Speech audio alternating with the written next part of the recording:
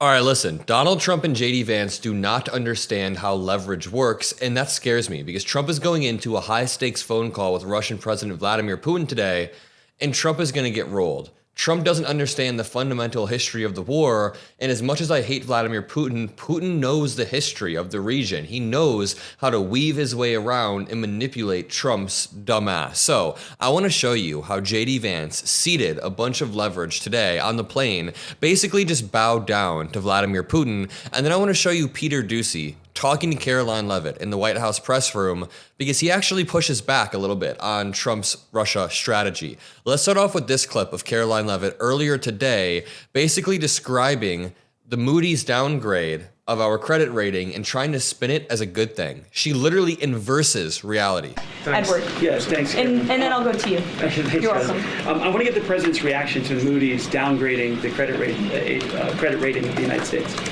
Sure. Well, look, the president talked about this over the weekend. The Secretary of Treasury also talked about it. When you look at the world has confidence in the United States of America and our economy once again.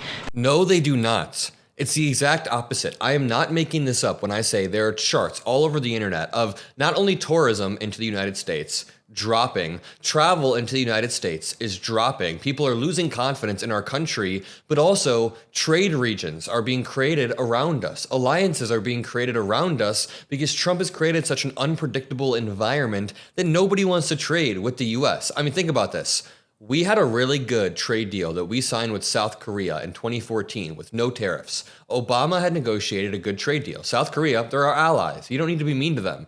Trump ripped up that trade deal, bullied South Korea into the same trade deal, and then took credit for it.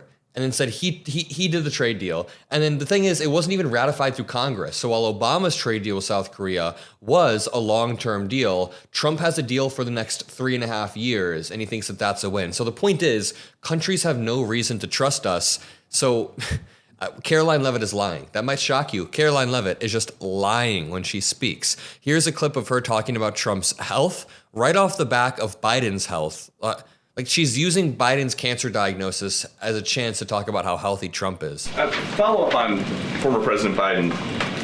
White House doctors may have missed the early stages of his prostate cancer. So is President Trump worried about the quality of care that presidents get here? Not as far as President Trump is concerned. The White House physician we have here is phenomenal. Guys, this is propaganda. This is like North Korean propaganda. They're using Biden's diagnosis as an excuse to talk about how healthy Trump is. This brings us on to Russia. This brings us on to the phone call that Trump is having with Vladimir Putin today, where he's sure to make no progress, where Putin is sure to collect a bunch of data on how Trump is thinking about this because Trump will play his hand easily. So in this clip, there's one line, there are a lot of lines, but there's one specific line in this clip that JD Vance says that gives ultimate leverage to Russia. This says, can only expect more of this BS from the Trump-Putin call today, pretending that Putin wants peace so that he could create it with the snap of his fingers and get the hell out of Ukraine. JD Vance somehow thinks that Putin wants peace. Talks have been proceeding for a little while. We realize there's a bit of an impasse here, and I think the president's going to say to President Putin, look, are you serious? Are you real about this? I think, honestly, that President Putin, he doesn't quite know how to get out of the war. This is a little bit of guess, but I think the president would agree that part of this is I'm not sure that Vladimir Putin has a strategy himself for how to unwind the war, of course, that's been going on for a few years now. There's fundamental mistrust between Russia and the West. It's one of the things the president thinks is frankly stupid, that we should be able to move beyond the mistakes that have been made in the past, but that takes two to tango. I know the president's willing to do that, but if Russia's not willing to do that, then we're eventually just going to have to say, this is not our war. I absolutely hate this slimy dude. Sorry. But the way that this guy talks about the Russia-Ukraine war, he says, Putin doesn't know how to back out. Dude, Putin could just back out. But the last line he says there is very key. He says, if this war doesn't make any progress soon, the U.S. will back out and say, this is not our war. So you're just going to have to say, this is not our war? This is not our war, is what we'll say. You just gave Vladimir Putin the ultimate leverage. You gave him the data he needs to know how to win the war. What JD Vance is basically saying is that if Putin just holds out for a bit longer, if he doesn't cede any land for a bit longer, then the US will completely withdraw. The biggest supporter of Ukraine will completely withdraw their intelligence and their weapons, and that means Russia takes the ultimate win. Russia can then progress to Kyiv as they wanted to in the first 3 days. It's just insane that they don't understand that when you say to Putin, hey, if you keep this war going, we're gonna back off and we're just gonna pull out. Of course he's gonna keep the war going. Here is Peter Ducey asking Caroline Leavitt about the Russia-Ukraine war. And you know, Peter Ducey earlier asked that really annoying troll question about Biden's health and Trump's health, but this question, he actually seems to be making fun of Trump. This is how I read between the lines. Two more things. Putin ghosted everybody at these peace talks last week.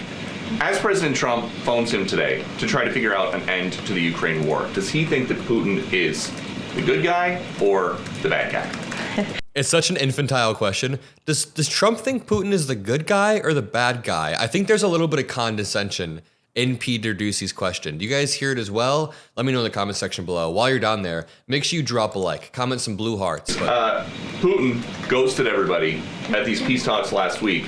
As President Trump phones him today to try to figure out an end to the Ukraine war, does he think that Putin is the good guy or the bad guy? I'll let the president speak on that conversation later. He's made his feelings about both sides of this war quite clear throughout it. He wants to see it end. No, he hasn't. Trump has not made his thoughts on this war clear. He has not made his feelings about both sides clear, other than his weird, overt favoritism towards Vladimir Putin and consistent, charitability towards Putin. Overnight, for example, Putin killed more Ukrainian civilians.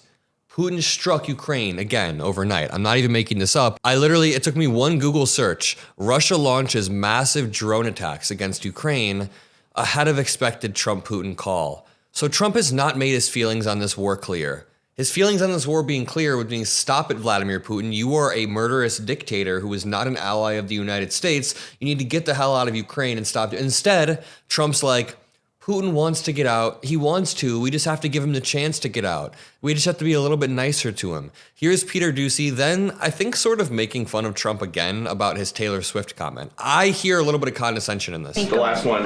What does President Trump mean when he says that Taylor Swift is no longer hot? Look, he is speaking about Taylor Swift's political views and how perhaps it has impacted the support of the American public for her work, and I will leave it at that. Annie, go ahead. Thanks so much. I mean, you're going to leave it at that with the smile on your face.